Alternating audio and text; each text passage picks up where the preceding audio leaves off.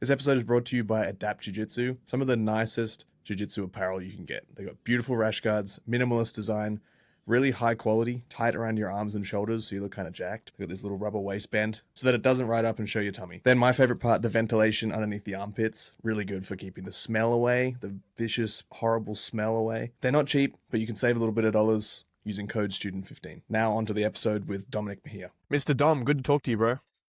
Good to see you, man. It's been a bit. It has been a bit. I got to make sure I come down again. I miss you guys. I know. You you need to put me to sleep again. You are one of like 4 people that's ever put me to sleep in my life. Dude, it was only because you didn't believe in what I was doing to you. No. From now on, every time I end up in that position, that like rear katagatame, I literally have PTSD to you send me asleep. Well, so like this one I felt a particular kind of way about because it was the first time I was training with any of like the main guys, and you were like, you had EBI coming up or PGF coming up or whatever it was. Yeah. And you're like, yo, can we do a background? I'm like, yeah, of course, whatever you want. And then I put you in like like a reverse anaconda kind of thing. And then I'm squeezing. I'm like, this feels pretty tight. And then you like tap lightly and then your hand drops. And I'm like, oh no. Yeah, no. No, I think yeah. the only people who've ever put me to sleep is you, Reese, and then like one of my old training partners back in California. And that's probably just about it.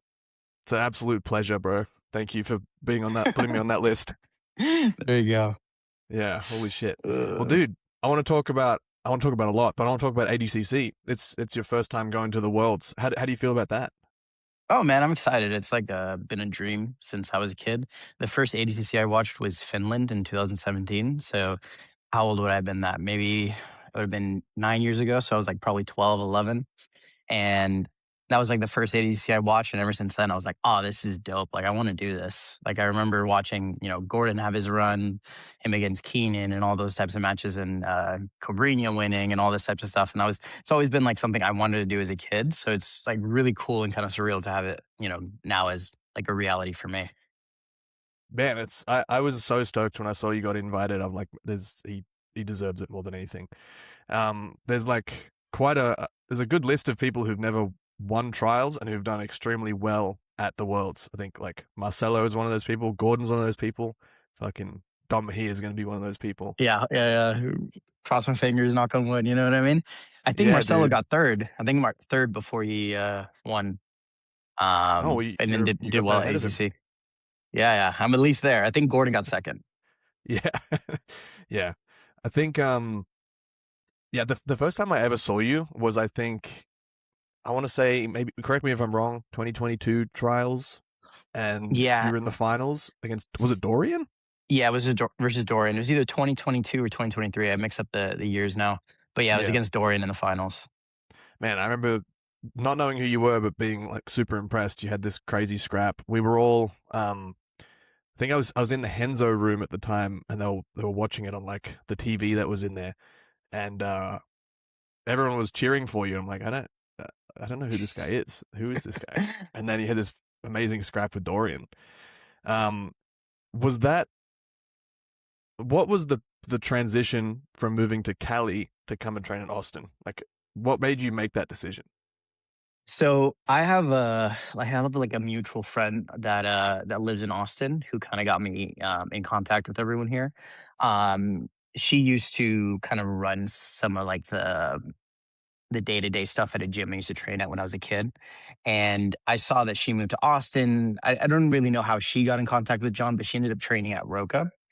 And there was kind of one day where I messaged her and I was like, hey, like, is there any chance that I can like drop in for a couple weeks?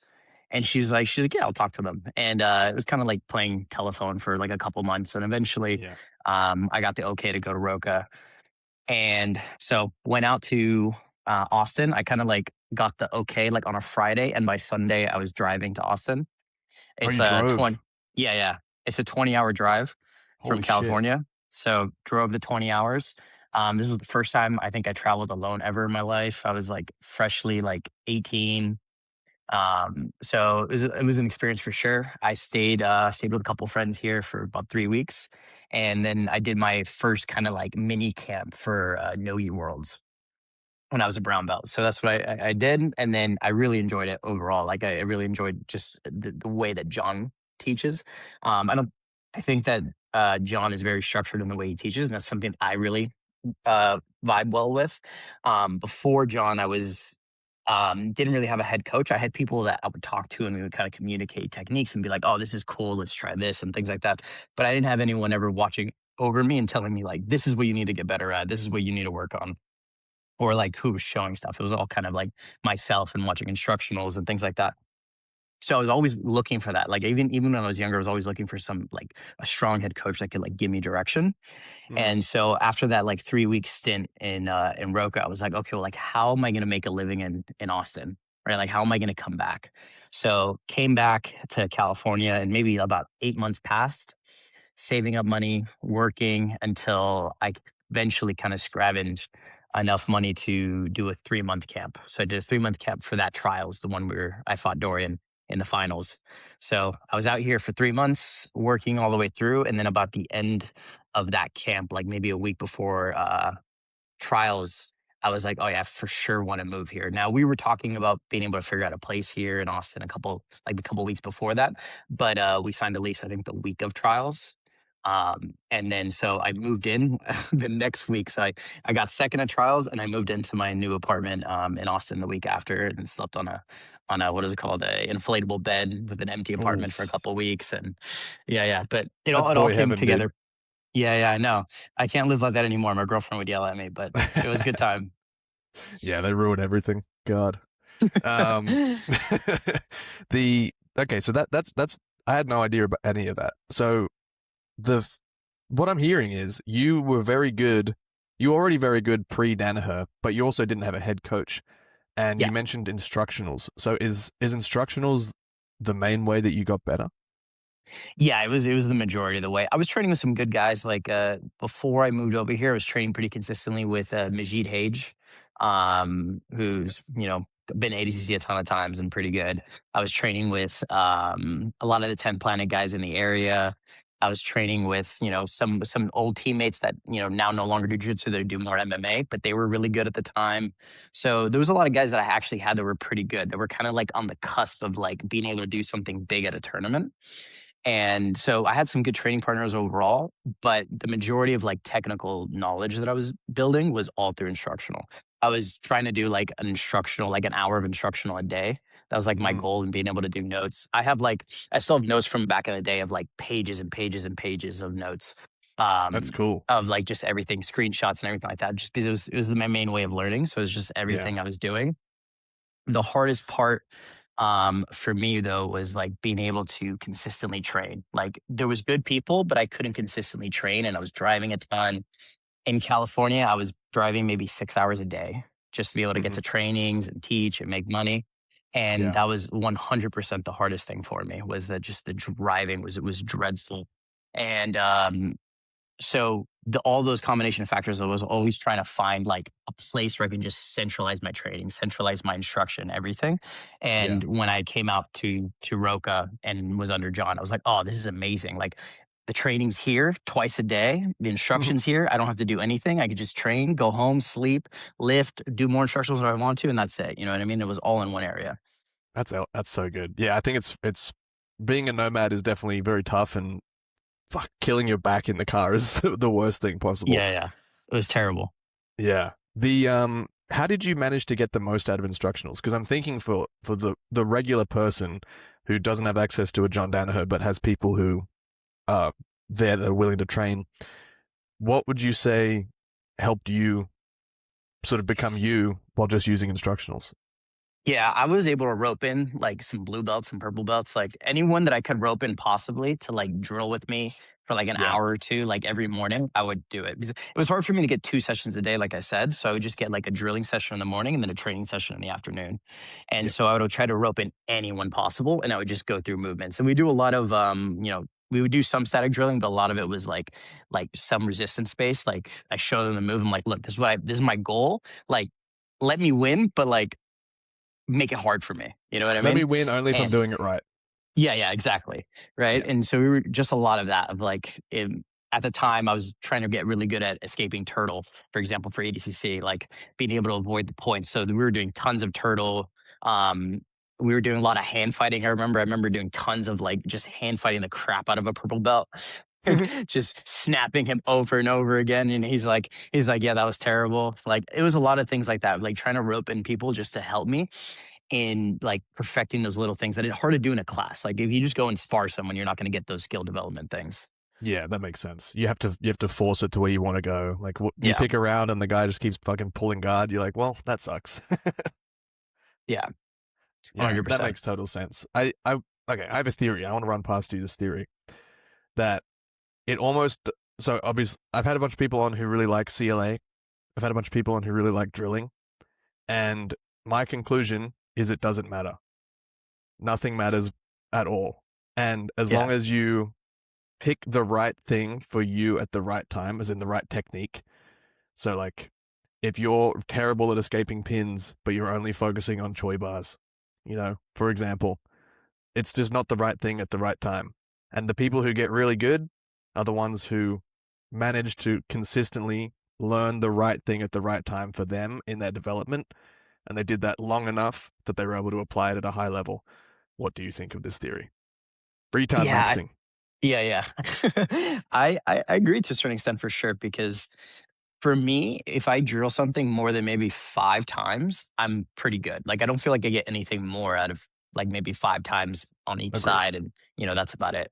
After that, I have to do it in some sort of resistance-based training. Like, for me, that's the best. Like, if I can get some resistance against it, we're working through it, then I'm gonna learn way more. But, like, I know Andrew Graff, my roommate, he doesn't like creativity drills or that CLA stuff as much as he does drilling, right? And I Yeah. think that people are different in the way they view it.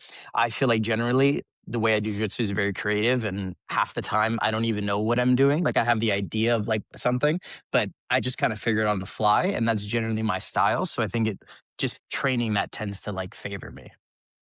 How do you train that muscle? Because I remember there was that video of you hitting that crazy armbar at Mhm. PGF. And I remember the next day or whenever you came back into the training room, you were trying to figure out how you did the move. And you were like, I don't know Yeah, how I did this move. And you were like trying not to fucking paralyze yourself doing it on Andrew. And like it was a crazy armbar. It's something that you've never drilled before, but you have the creativity to be able to think that this move might work in this moment. Like, how do you work that muscle? yeah. So when I was really young, like I started training when I was 3 years old and I was really young. So I think that helps just like innately, like just being in jiu-jitsu so young. My dad was also like a big proponent of like when I was in like 8 to 10, when he was like really trying to help me like learn jiu-jitsu and things like that. He was a big proponent of like we would have a mat in our living room. We would sit there and he's like, I want you to make up a move. Oh, really? And I would be like, Dad, I don't know how to make up a move. And I couldn't. Like I physically couldn't. Like I would chain together moves. And he's like, that's not making up a move. That's just putting moves together. And I was like, Yeah. Dad, I have no idea what you're asking me. Like I have no idea.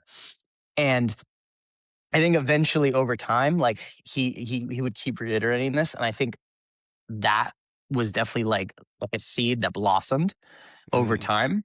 I think there was a lot of other things in my life too that just kind of pushed me that way. Like there's something that I was talking to Andrew the other day was that I played guitar for a good amount of years, and my guitar instructor was never like hey, we're gonna do this song, we're gonna play this song.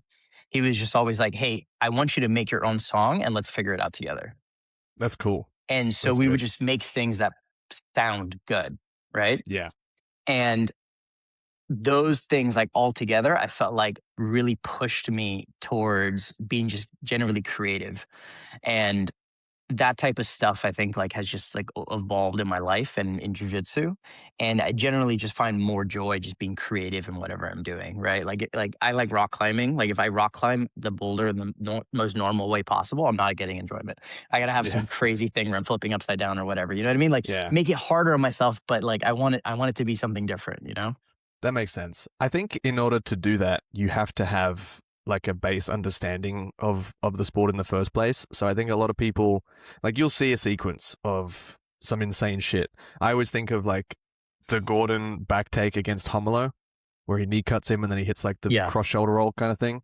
Yeah, we has the wrong hook in and then goes, right? Exactly. I was like, there is no way Gordon ever drilled that in his entire life. That the arm bar that you hit in your in the PGF, you never drilled that in your entire life, but you No. know what is required. Like you know the general ideas of what you're trying to do, and it's so ingrained in your like it's like embodied in you that you can just make shit up on the fly. And I think that's so important for people to understand. Yeah, I mean, even like with all the stuff I post like on Instagram, like a lot of it is like solutions I have to things. And a big issue, like, some people will see it and will be like, oh, that doesn't work, like, right? Or this doesn't make sense here. And sometimes I get it because it's like a short form video. I'm not giving too much context, but so Sure. many of these are like dealing with certain reactions when they give you certain problems. And I think sometimes it's hard, like when you're watching, especially when you don't have that much experience, to be like, oh well, I've never even dealt with this problem. Why would I do this? Right. Yeah. And there's always like a give and take of like you wanna play jujitsu in a way that's fitting to you, but also like that's deals with the fundamentals, that you have to be able to like have the same goals and things like that because you can break so many rules in jiu-jitsu, especially if you're good enough, right?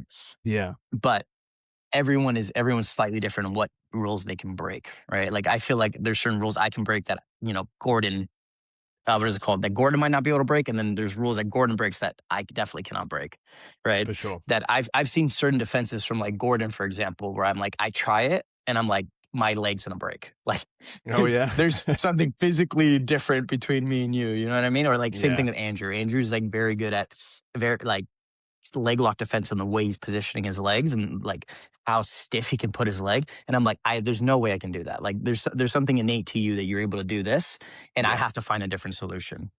Yeah. That's the cool part, right? Is that your bodies are different. There's a million different ways to sort of attack the same problem, and it's hard to sort of say. This is obviously a broad sweeping generalization, but like there isn't really a correct answer for everything. Like there are different answers that you can use, and you'll favor one versus the other. And it's like I Yeah. could tell you what I like to do here, but it might be completely wrong from what you would like to do. It wouldn't help you, and it's really important for people to discover that for themselves. Oh yeah, for sure. For sure. Like Yeah. everyone's slightly differently. Like I see some solutions, I'm like, God damn, I can't make that work. Yeah. But I Yeah. imagine some people see that my stuff and are the same way. Oh yeah, 100%. I see the type of shit you're doing, and I'm like, well, I would die if I did that. Yeah, yeah. You mentioned that you've been training since 3. How how do you stay engaged in something? Like you've been doing it longer than you've been not doing it, I guess is the way to think about it. Like your earliest memories were probably doing jiu-jitsu. Like Yeah, how they're do you pretty close to avoid it. Yeah, right? Like how do you avoid burnout when you've been doing it for so long? Oh man, I mean, sometimes I joke that every time I go to the gym, I hate the gym. You know what I mean? I Yeah. hate I hate Kingsway. I'm like, there's no way I want to be here. You know what I mean? But generally, like, it's been with me so long. I don't know a life without jujitsu. You know what I mean? So Like real. my life is jujitsu in a way. Um, so when I'm not doing jujitsu, it just kind of feels like something's missing. Like I'm like there's a part of my routine that's gone, right? Like that I need to be there. And it isn't doesn't have to necessarily be training, but like thinking about jujitsu, training jujitsu, something along those lines that I always feel like I need something, right? Yeah. After a day or two of not thinking about it or not training and teaching, I'm like, oh, like I need to go back. Like that's what I need. I definitely do go through burnout periods of like where I just go in, train, and that's it. You know what I mean? I just go in, train, don't worry about too much how the training went as long as I'm like going in the gym and moving and being consistent. And usually I find Yeah. that as long as I'm staying consistent, like eventually I get through it. I definitely go through periods of like hyperfixation where like I'm studying every day, I'm watching matches every day, and like I'm really into it. And there's periods where I'm like, I'm only training, and that's like, you know, everything else kind of like doesn't matter. But there's definitely like valleys and troughs. So you find like you're obviously a professional. There's a bunch of people who probably more people who are listening to this are not professionals. Um, so even you who is a professional, you still go through periods where you're kind of not super stoked about coming to training. Oh yeah. And yeah, like so you said consistency is probably the number one thing where it's like you just go and you're probably happy that you did go rather than not going. Yeah. Yeah. Like 100%. Like there you have to have the discipline and just be consistent in something. Like if you want to get good at anything, it's just consistency. Yeah. But there's I would probably say that there's more times I don't want to train than I do want to train. It's just that I have the discipline to like show up, and almost always like halfway through the session, I'm like, I'm happy now. I'm good. Yeah. Um, but there's like if I didn't show up every single time I didn't want to, I would train maybe like 4 times a week, right? I Yeah. wouldn't train much more than that. Yeah. There's some forcing, some discipline that you need to be able to do anything, want to become high level at anything. Yeah. I remember I took a couple weeks off because I like messed my knee up. And then I finally got through like a proper session where I was wrestling. I was able to do everything. And I sat on the wall and I'm like, dude, I'm so glad this exists. Because it's like, what else I was sitting there. I'm like, what else would I be doing with my evening? Watch Love Island? Like, like what else is there to do? I've definitely had those. Like those are good sessions where you like finish and Yeah. you're like, life can't get better. I've had For some of real. those where like I go wrestle with Jason Nolf and he Yeah. beats the crap out of me, right? And I come home, I'm like, I shower, I'm walking my dog, and I remember looking at the what is it called, the night sky, and I'm like, life's amazing. You know what I mean? Like Yeah. sometimes you just like when you have those sessions, like even if it doesn't go well, but like you just feel great after. You know what I mean? And Yeah. those are really, really special moments. Like it's easy to take for granted sometimes what you do, and like those moments like you really have to appreciate for sure. 100%. Yeah. I get my ass whooped by Dave and I'm like, all right, life's good, man. I get to do this shit on a daily basis. What do you think what do you think the difference is from when you were obviously living in Cali to moving with John? And you mentioned that it was the fact that you just had a structured environment, Mhm. but it sounds like as well you grew up in, or not grew up in, you trained in a chaotic environment. So did you feel like you kind of yearned for a structured environment? Like you wanted to just change things up a little bit? Yeah, for sure. For sure. Like growing up doing jujitsu, it was always, like I was training in multiple places, doing all this stuff, and it was chaotic. Like I never had a, person telling me exactly what I needed to do. And when I went to wrestle and I wrestled for a little bit in high school, there was that structure. It was like, this is what you're doing, this is how you're lifting, this is how you're running, this is how, we do this movement and this movement, and like this is what you're doing. And that was like maybe outside of like now in my life, that was one of my favorite points in my life because I was just grinding and I didn't have to really think too much. I was just told what I needed to do and I was just doing it. Right. And I really enjoyed that, just being able to like go in and just constantly grind and then like seeing success when I was competing and things like that. Like it was just a great time like in my life. And I was always like, after high school, I was always looking for that. Like, I want that structure of like that feeling of like, I just go in and I feel like I'm doing the right thing, right? That I'm not just kind of guessing around and I'm working through the mud a little bit. Like, I'm being told what to do and I see the results and I'm just moving forward.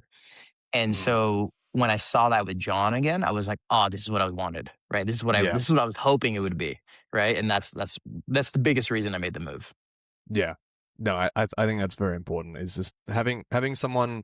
I was talking to Placido, and the thing he was talking about was having high agency.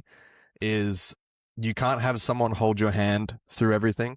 You definitely need to have some independence in your decision making, but you definitely need someone who's there to kind of push you and poke you in the right direction, as well as having some individual agency. Oh yeah, for sure. I watched that episode too, but Oh, you did? yeah, I Nice. was weightlifting when I watched that episode. Sick. Thanks, dude. I appreciate the listen. Yeah. Don't forget to rate, guys. Yeah, yeah, like Like, but yeah, no, subscribe.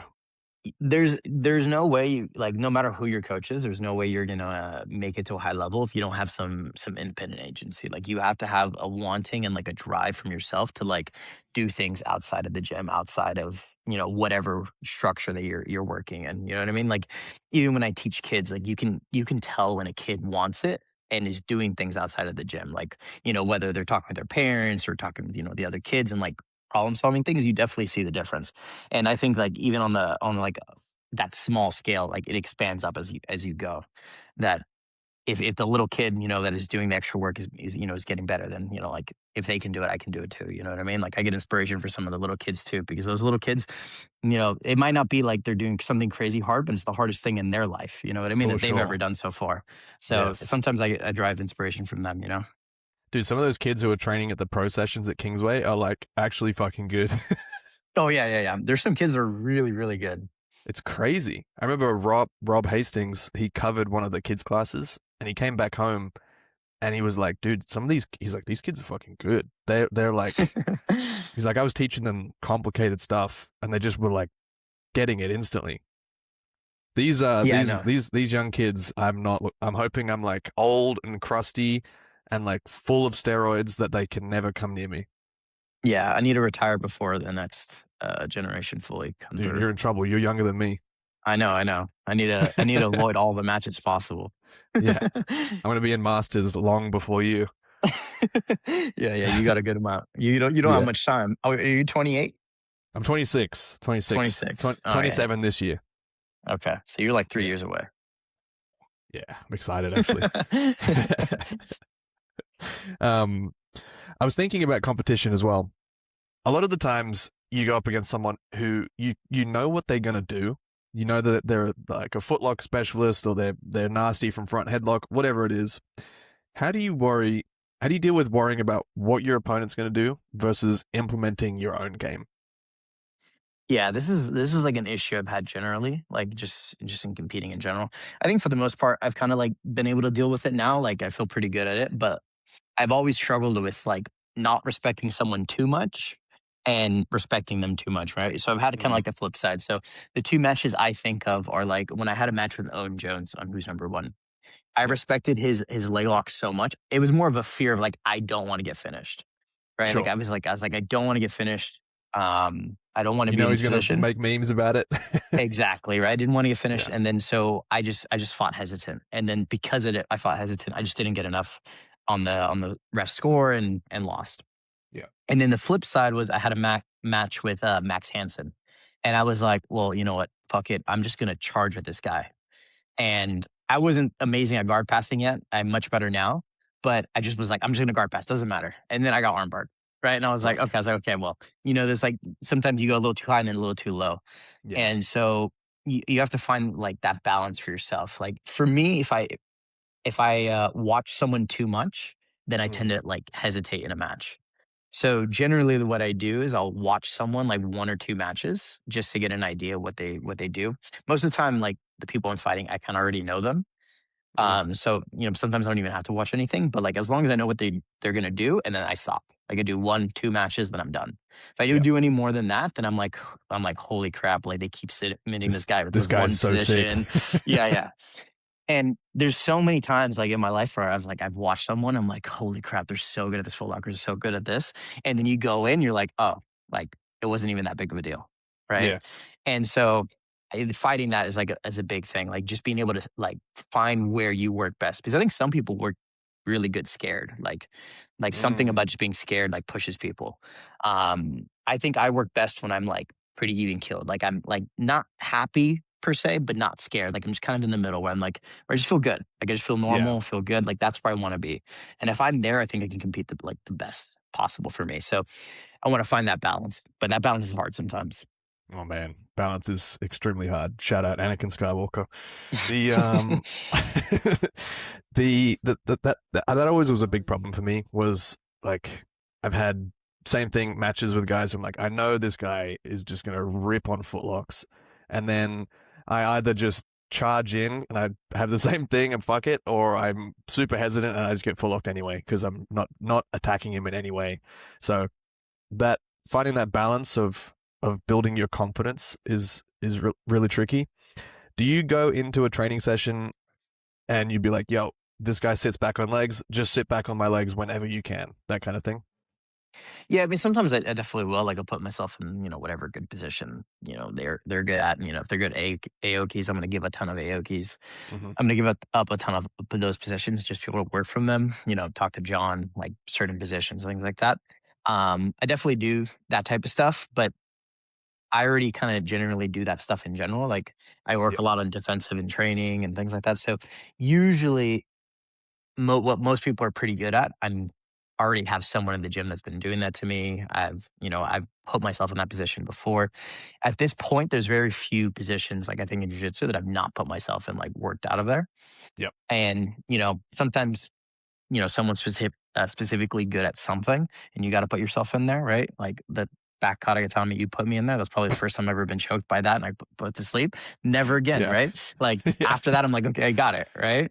But Mhm. sometimes for sure you got to put yourself in there. But Yeah, like I think if your training regimen's good, you should like after a while you should have most positions covered.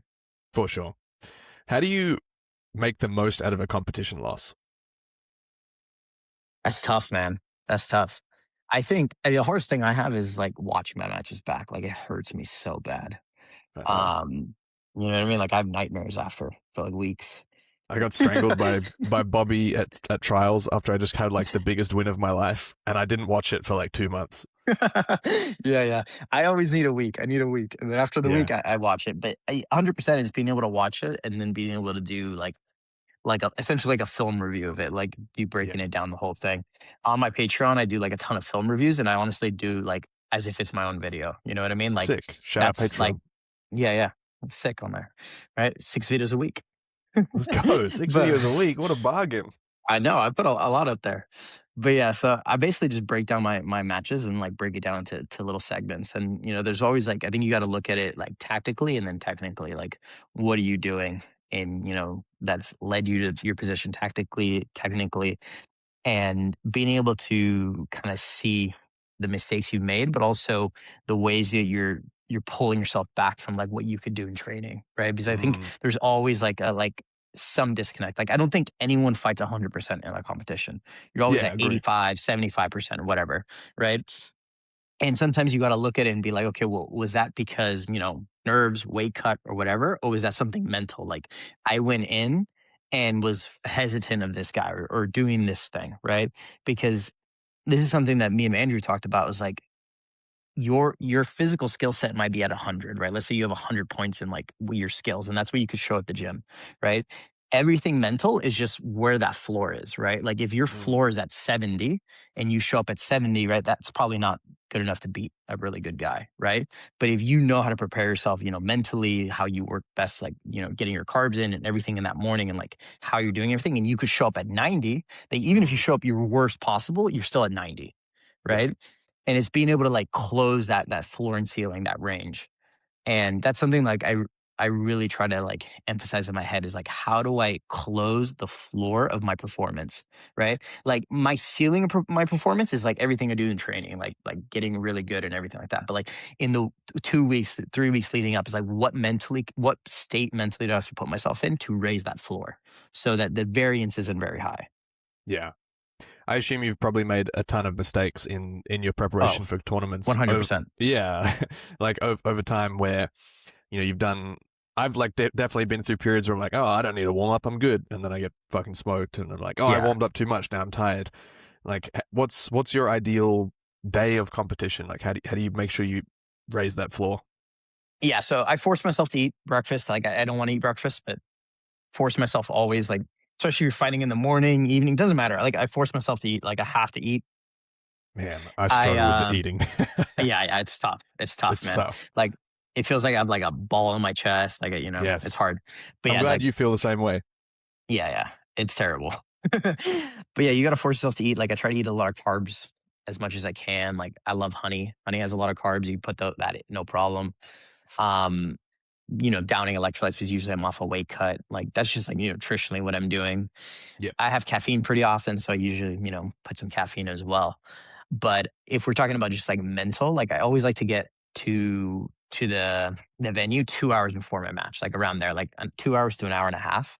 So I Hmm. can get there. I like to walk around, like I take my earphones off, like walk around and just hear everything. Like being able to just like hear the noise of the crowd. I always walk by the podium. I look at the podium, like Mm, envision myself at the top of the podium and just being like nice. like and I always like imagine like what I think the bracket's gonna play out. You know what I mean? Like who's on second place, who's on third, where I'm like me on the top and like Yeah. envision that. And then like once I feel good, like once I can kind of like I feel the nerves. Sometimes like I get to the venue, I'm like already nervous, right? Yeah. So just walk around, feel the atmosphere, see the podium, and I'm like, okay, I'm good.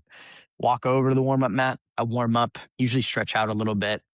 And then when I'm warming up, I don't do like a strict warm up. Like it's like, oh, I'm guard passing for 5 minutes or I'm doing everything. I'll grab someone and then I just want to be creative. So we'll just flow roll. You know what I mean? And I'll flow roll until I feel like I'm being creative. Like I feel Oh, like that's I'm good. chaining things together. I feel like I'm doing things they're working together. You know what I mean? Like if I'm in guard, right? Like I'm chaining a Choi bar to a leg lock back into a back take, and I'm chaining all these things together, and they feel fluid. Yeah. Once I feel like I'm creative, I'm like, okay, I'm gonna chill out, wait 10 minutes, move around a little bit, and then I'll do it again. And I'll usually do like 3 or 4 rounds of that. Sometimes it takes me like 5 minutes around. Sometimes it takes me like 1 minute around. Sometimes it takes me longer, right? It's just dependent on like how nervous and things like that. I think the biggest issue people run into is like hyperfixating or like, like focusing on only one thing when they're competing, right? Mm. Like just completely zoning out on like the bigger picture and just looking at it, you know what I mean? Like if you're playing guard, like I need to get the arm, like I need an arm bar, right? And that's your only focus and you just become predictable. So Yeah. the biggest thing I really try to be able to do is just be creative, be fluid, be able to do like everything that I know I can do. And so that's what I do usually like about that hour before, a couple rounds of that. And then after that, no more music. Like I don't touch my headphones for the rest of the day because I just want to like be able to hear the environment. Like I don't want to like take off my headphones and it's like loud as hell. And I'm like, oh, You're like, you know what I oh, mean? Like it I'm feels weird. So, but overstimulated. yeah, yeah. So I usually have music until like I'm done warming up, and then after that, I'm done. Yeah, right. No, that's good. Mine's definitely, I think I'm inherently very lazy, so I do far less than that. Yeah. Yeah, I think everyone's different. Everyone has their own thing. Like I know Reese does like almost no warm up. Like he moves Yeah. around, shadow wrestles, but he does almost nothing. Yeah. Right. But I feel like I need to move. I need to do everything. And it's not so much that like I think that physically I'm changing my entire body. I'm doing some crazy thing. It's Yeah. just all mental. Like I need No, the that's for nerves to sure. be out. And that's the best way that I've found so far that works for me. Ask me again in a year, it might be different, right? But For sure. it gets iterated slightly every time. Yeah. I always try to warm up until I feel the controller lag go away. You know, when you feel like you move your Yeah, arm, yeah, but it's like slightly delayed, you're like, what is this? yeah.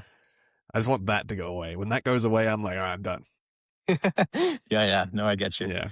Yeah, When and the you're, first match is always sorry, go. the roughest. Oh, Yeah, I said yeah. the first match is always the roughest. As long as you can get through the first match, usually life is much better. 100%. Yes. I was actually, I don't know if you feel the same. If you're in a bracket where you have a bye and you're facing the guy who's had a first match already, I'm like, fuck. Yeah, no, I I'm feel going the same against way. someone who's knocked the rust off. Yeah, I feel the same way. Other than like trials when it's like 8 matches. Like if Sure. it's 8 matches, take a match away from me. Like I don't want to do 8 matches. But if it's like a Agree. three match bracket, I'm like, Yeah. please give me the first match. Like give me someone easy the first match. Let me get the cobwebs out and then let's go. You know. Yep.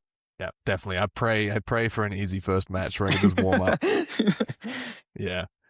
So I was thinking about a lot of things, and I've talked about this before, but where you're shown a move in training and you see it and you're like, there's no way I'm ever going to use this move. And then a year later, however long it is later, you'll spontaneously hit it in a round. You're like, oh, it does work. I was Yeah. thinking, has John ever taught you something that you didn't see any value in, and then it just clicked later on once you matured a little bit? There's definitely been some of those for sure. Like the one I can think of right now, just because like I'm doing them more, is like a Makikomi, like from Mm, Turtle. Um, I've never really hit Makikomis very consistently. I actually freaking suck at them. But right now, I'm hitting them all the time. So sick. it's like sometimes there's certain movements like that. I think sometimes you just have to take the initiative to do something you're not like inherently good at and just kind of Hmm. force yourself through it sometimes. But I've definitely had certain scenarios like there's definitely certain leg lock positions where he's talked about where I'm like, I've never been there. And then, in mid match, I'm like, oh, it's there. And, I put Yeah, myself in that position. Right. yeah, But yeah, sometimes like some things are so niche and so specific that if you don't play like a very particular game, that you don't end up in there very often. yeah, 100%. I was thinking as well, we were talking about training and making sure you're in charge of your own development. How do you know you're moving in the right direction and you're not just sort of picking the wrong thing to go towards? I think I think generally, as long as you're working on something, you can't go too wrong. I That's think fair. that like if you're too perfectionist about it, you'll just never choose something and you'll never work on it. Decision But anxiety. yeah, but if we're talking about, you know what I mean, like you're a high level guy and you want to continue to improve, I think the like generally, I don't think you can ever go wrong, like especially in like no jiu-jitsu, like go wrong with like getting better at wrestling and guard passing. Like I think if when you deal with someone who's actually a good wrestler and a good guard passer, it is one of the most miserable things you will ever deal with in the training room. I'm Right? thinking about our round that we had, where you just inside navied me 15 times and then just Yeah. destroyed me with low head camping. Yeah. It is one of the most miserable things ever because if you have good wrestling and good guard passing, you essentially control the entire match. There's no Yeah. position you cannot force in jiu-jitsu. Mm, So I I think that is some of the strongest like base like game plan. Like I said, if you're working on something, I don't think it's wrong. But like if you don't know what to work on, I think those two things are such important things in jiu-jitsu, and especially in like more modern jiu-jitsu. I think you can't go wrong with learning those two, right? Like dealing with a good wrestler or good guard passer is miserable, right? Even if you sweep yeah. them, all they got to do is stand back up and they reboot the system, right? Yeah. Standing Fuck. back up from the bottom position is not that hard, right? Like You just need 1 second where they lose focus and you're up. exactly. Yeah. So in my opinion, those are the two biggest things. Yeah. Speaking on that, where do you think jiu-jitsu is going in terms of things that are going to be really important in like, 5 years time, even less, 3 years time? Where do you see the landscape sort of shifting? I it's hard to like predict certain things. You know what I mean? It's like I don't It see is hard. something like leg locks in like the 2010s and stuff like that. I don't see something as big as that. I think we'll do cycles and things like that. Um, right now we're in a big kind of leg lock, like foot lock push and a lot of wrestling push and these types of things. I uh I think generally this sport is always going to push towards better wrestling and better ways to counter wrestling, which is usually some sort of leg lock, right? So I think that's always going to be the trend that we're going to start pushing from here now.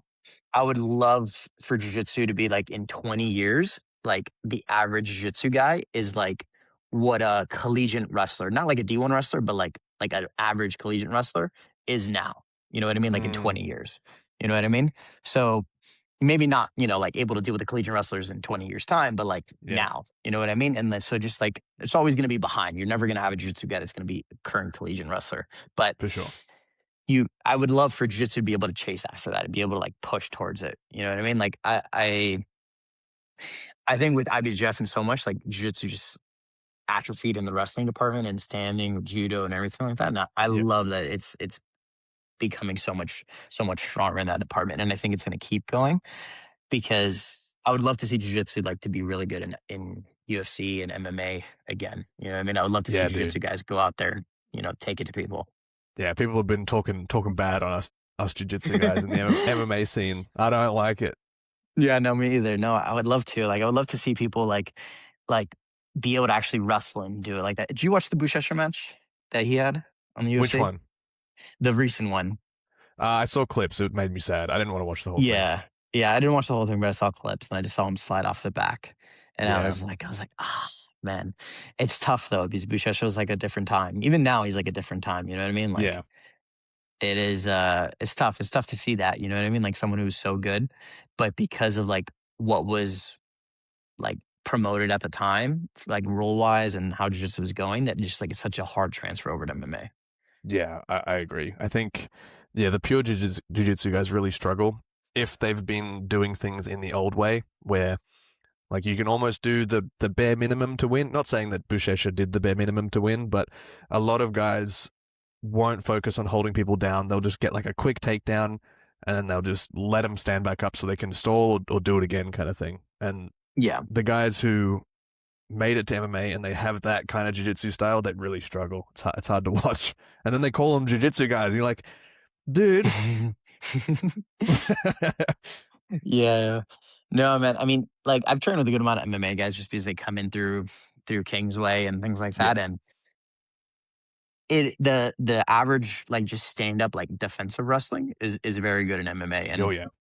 if you think that like your random single leg or whatever's going to take him down, it's just not right. Like I trained with when I was at PGF, I trained with Brandon Moreno, Oh and yeah. he fights at 125, and really fun guy to train with, really fun guy to train with. And I would put him in a rear body lock, and I would try to foot sweep him, and I would drop him, and how fast he would pop back up. I was like, God damn it, just stay down, please. Yeah. Right. But it was so fun. Like it was for me, it was like, its own problem in itself. Right. It's like, how do I like consistently put him down with like not that much effort? Right. Hmm. Like because they're really good at just popping back up. Like no matter how many times you drop them, you pop back up, pop back up. Yeah. And it's like a whole problem in itself. And if you're not dealing with MMA guys, like which most jiu-jitsu guys aren't, then it's Yeah. just like a style you're just not used to at all. Yeah, I agree. Some of the hardest rounds I've ever had are just against MMA guys. We're like, I know I'm better at jujitsu than you, but you just don't accept things, and it's so exhausting. Yeah, yeah. Yeah. 100%. So looking back on your career, you've had an extremely long career. Uh, what would you say is the highlight of your career?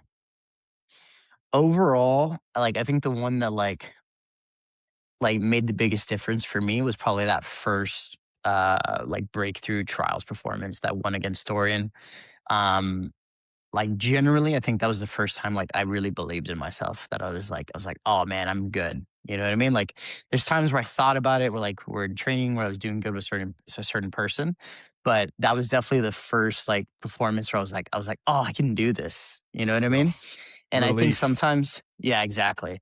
And I think sometimes you need those performances, right? Because a lot of times it's just like blind belief until like it Hmm. happens. And finally, when you get that performance, like so much of a weight is lifted off of you.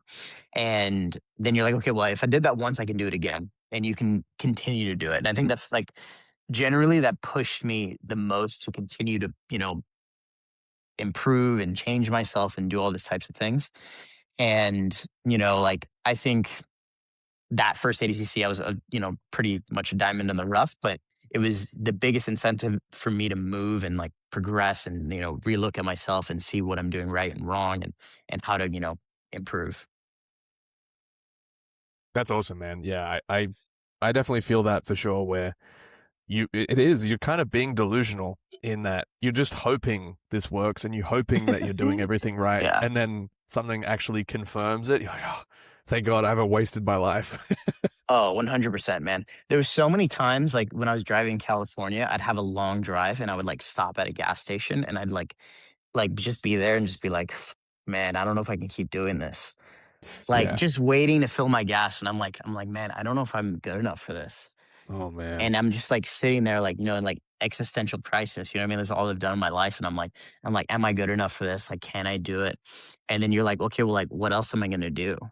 And at the time I was in Yeah. college, and I was like, do I just do college? And I was like, but I hate school. Like, I hate it Yeah. so bad. Like, I'm doing this just because, like, I know it's a smart thing to do, like, have a backup plan, right? But I Yeah. hate it so much. Like, I don't want to do anything with the degree I'm working in. Hmm. And I was just like, in those moments, you're like, okay, well, I got jujitsu or nothing else then. Yeah. And so, you keep going, but it's, getting that relief of like that first big like performance is such a big thing. And that's probably like, maybe not the biggest moment of my career, but like personally, like the way it changed me, that was the biggest moment. Dude, fuck backup plans. Let's go, dude.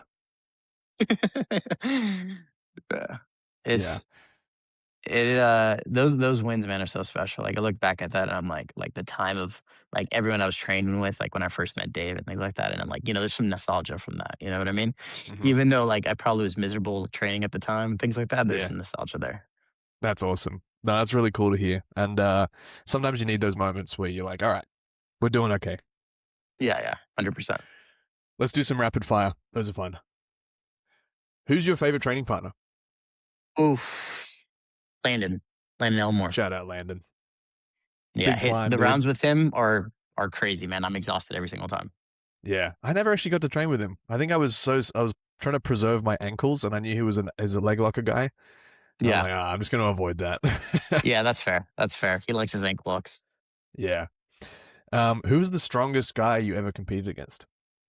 Ever competed against? Probably DeAndre Corbet. I've heard he's pretty fucking strong. Very, very thick guy. Thank God I think he's at 77 from now on, but Yeah. very, very strong guy. That was the one guy I fought and was like, okay, I need to gain weight. I need to put on like 20 pounds. Being Filipino is the best base for jiu-jitsu. Man, him and Gavin are jacked, man. That's awesome. Yeah. Dude, Gavin's fucking hilarious. I love his posts. His videos are funny, man. I always love his Terraria videos. Oh yeah. I was thinking as well, what's an album you can listen to without skipping any songs? Oh man, Forest Hill Drive by J. Cole. Oh, that's a great album. Fuck yeah. Yeah, that'd probably Good be like pull. my favorite album of all time. Probably like I'm not a super music guy, but like if I don't know what to listen to, that's probably what I put on. Yep. That's good. That's a great album. I remember listening to that as like a 15-year-old white boy in Australia. Being like, fuck yeah. Sure, yeah. Felt American, And huh? yeah. What matches would you show someone who's never watched jiu-jitsu before? My matches or just matches in general? Just in general. It could be yours, it could General. be matches you like. Just to introduce them, this is what jiu-jitsu is. What would you show them? Just like mentally, like thinking about it right now, I have two matches on the top of my head. Cade, Hmm. it was either Cade or Time Forgetting Now versus Andrew Tackett at the It was CGI Cade. one. Yeah, Yeah, that match, that was a good match. it was. And then Gary Tonin versus Hinato Canuto, I think at 2019. That match is so sick. Yeah, those are the two matches that are popping into my head right now. Yeah. Gary's run. Gary is one of my all-time favorite grapplers. I'm trying to get him on, but he keeps not seeing my messages. He's so sick, dude. He's like the way he just does shit and like gets into trouble and like manages to get out of it. Love it. Gary's so funny. I've like talked to him about certain matches in his career, and and I'm like, Gary, why didn't you like do this? Like, you probably could have just Mhm. scored and won here. He's like, honestly, man, I just wanted to throw him on his head. He's like, I didn't really care about scoring, and I was like, you know what? Fair enough. I can't argue against that. You know what I mean? No, sound logic, dude. And last one for you. If you could have a dream match with a past competitor, who would that be? oh, that's a tough one. I would probably have to, definitely choose my weight class. Not any like I think you cool ones like Marcelo would be up there, but he's a couple weight like a weight or two above me. Yeah. Um, it'd probably have to be like between like one of the older ADCC champions, like Hoffa or Cabrinha, like one of them two that have won Mm, 66 at ADCC a couple times. Um, the like I didn't watch the older ADCCs live, like the ones that Hoffa won. yeah. So I'm not as attached to Hoffa. Like like I said, the first one I watched was 2017 when Cabrinha won. So like in my head, Cabrinha's like would be cooler, like for like kid me. Yeah. But like maybe just like accolades wise, Hoffa. No one said Hoffa before, but he's a fucking legend. He's so sick. Yeah, yeah. Just to have a match or just to train with would be pretty sick. Yeah, it doesn't I always say dream match, but like it could be just a training round with. Yeah. No, Yeah, that'd be I awesome. mean, if you're around enough, like you hear some crazy stories of Hoffa, like him when he was training up for ADCCs and things like that, and like when he was training with Galval and things like that, and like Hmm. how well he would do in those trainings. So there's definitely some cool stories out there. Yeah, Um, for sure. how much are embellished and not, I don't know, but it'd be cool either way. Don't let the truth get in the way of a good story, bro. Yeah. It's Yeah. never gonna happen, so it's good. Yeah. Mr. Dom, we've come to the conclusion of the show. Is there anything that you want to plug? Anywhere you want to send people?